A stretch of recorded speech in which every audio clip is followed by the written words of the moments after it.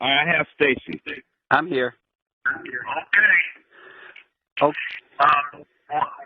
One of the things that I keep telling the crowd, they had some 400 people yesterday, is that, first of all, I'm not a psychiatrist. I'm not a psychologist. I'm an educator. mm-hmm. And I tell them what I know and what I feel. And I feel that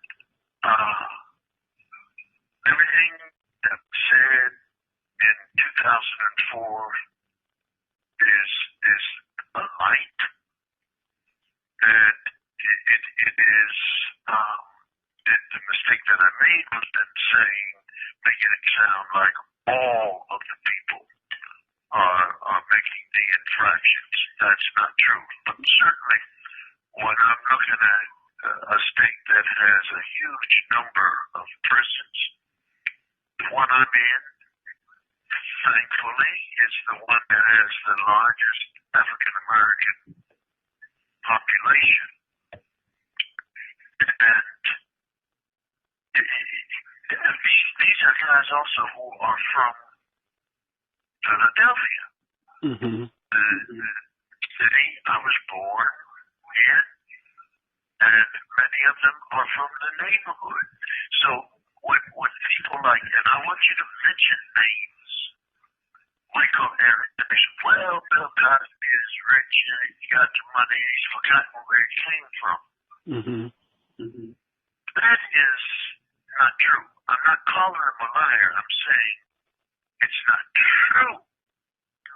What it is that's not the neighborhood. It's not the same as when I was coming up.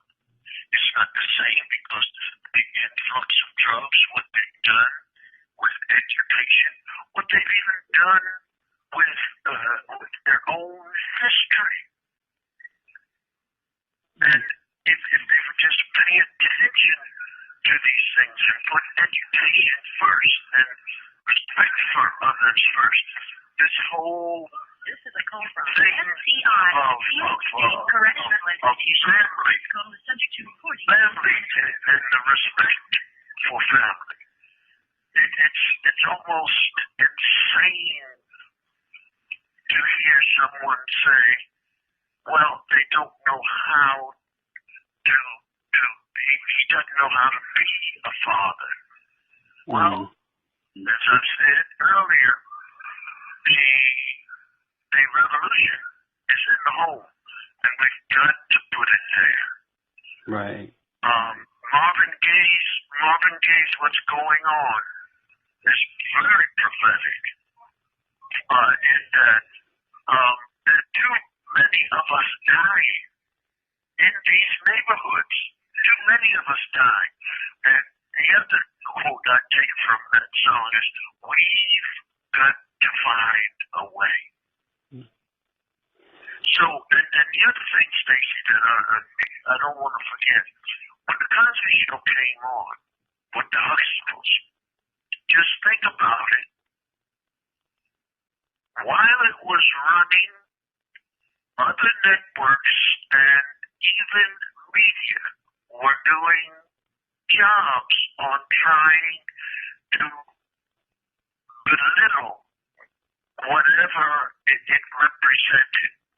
Then when a different world came up, they really pulled up their cutting and started to pitch it away. Then, while new shows were coming and we had gone off the air,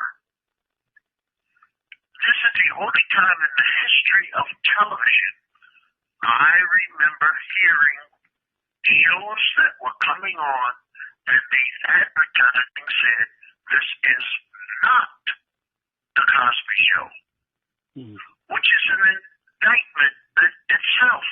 In that they FCI, Phoenix State Correctional Institution. This call is subject to recording and on. Not like what the Cosby Show looked like for us. And the parenting that was going on.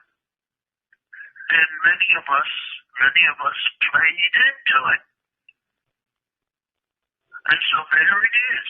And now look at what has happened. Everything that I've done is swept into a place where it will not be seen, thank goodness for TV One, and thank goodness for BET playing this new documentary.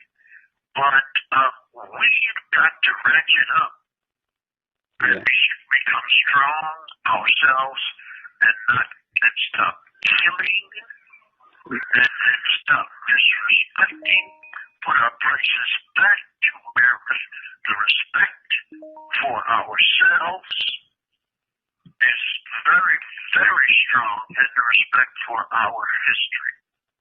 Yeah, and Mr. Cosby, you are reaching people that I know you've always tried to reach. Being there obviously is no picnic, but do you feel like you are really accomplishing a mission now? It's a huge, huge smile in my spirit. Because subjects come up that I can come up and I can talk to them.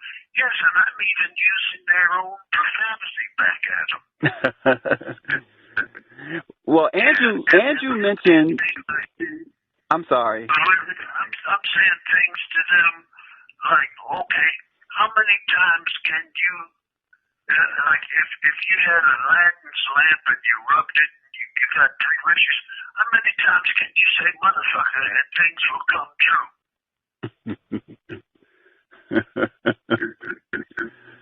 You know, I did the feeling that I get. I'm not a psychologist. I'm not a psychiatrist. I'm an educator.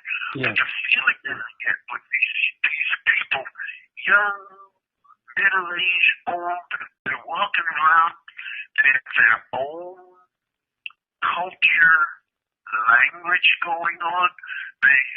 Sometimes you have to turn the conjugation of things like to hear. You know, and the guy will say, and it's a slang. It's slang, but it is not a slang that you speak on the street and then take home. You speak it in the home, and that's the whole thing I said in 2004. My shock about hearing where you is, where you at, and so forth and so on, and then turn around and I saw the kids, and then I heard the parents saying it. Yeah. Are you reaching these gentlemen? Am I reaching them? Yes. Yeah, because they want to be reached. They're interested, but not all. Don't forget the saying that is not my saying, but it was one that I quoted. I read it in a book somewhere. I don't know the secret for success, but I do know the secret for failure. Try to please everybody. You can't please everybody, but there are people that my words give support to. And they know that they're right. They know what they want to do. And I have a feeling that these young people really want somebody. And it's not just what I'm saying. It's what Man Up is also doing. They've got some rappers here who are strong and spirited. And they just don't blame everything. Some of the words say, we've got to do it. And that's the theme. We've got to do it. Yeah. It's about accountability, isn't it? Well, look, let me tell you something. I heard a guy say one time that somebody did something to him and he didn't like it, and he called his boys and they got up and they went around and they tried to kill this fellow. And I said to the guy, well, how much sense does that make? A guy says something to you, you say something to him, then you call your boys and they go around and they want to kill him. Look at how many people you've involved, and when you get caught, all of you are going to jail and you got one dead person. Mm-hmm. And 2 days later, the guy said to me very quietly, I called it off. I said, and you need to talk to your friends. You need to get with them and say, look, what we're doing is not it. You claim you're making a lot of money, but you're not making a lot of money compared to whatever it is you're doing and getting. And then when you get locked up, you're here doing 14 cents an hour on your job. Yeah. Wow. And Mr. Cosby, you obviously prepared for this, and I'm amazed. When I talk to Andrew, he talks about your strength, your inner strength. Tell us a little bit about, you got a lot of supporters out here. We did a story recently about your supporters. Tell them how you were able to prepare and not let them break you. It is the fact that I know I'm talking to the very spirit which I started out when I had the epiphany while in the Navy. I've got a wife and a family and friends, not in prison, who are so happy that I have something, that my spirit is up.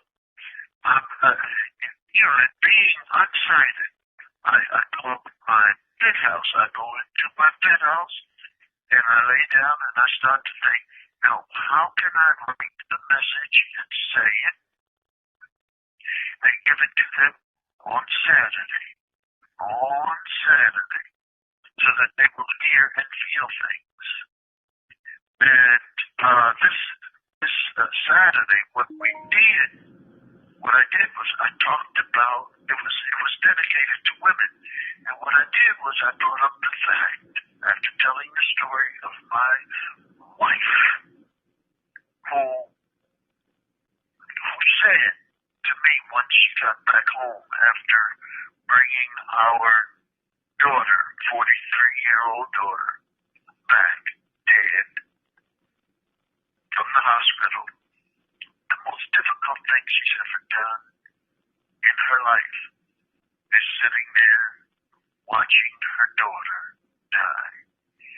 And I'm telling you, man, from that I went into the fact that mothers have something that we all have. Everybody has a navel. And that's why we have to respect our mothers, our women, some of them, in terms of the wiring of the brain. These people have sold crack cocaine and gotten to them, and the next thing you know, you have a human being. You have 1 minute left. A human being who's not thinking properly. We've got to stop buying the drugs. When you have no buy, you've got nobody selling. Yeah, absolutely. I hear your time is up. It's a privilege. You stay well. Our thoughts are still with you. All of this is a privilege. Got it. Well, thank you, sir.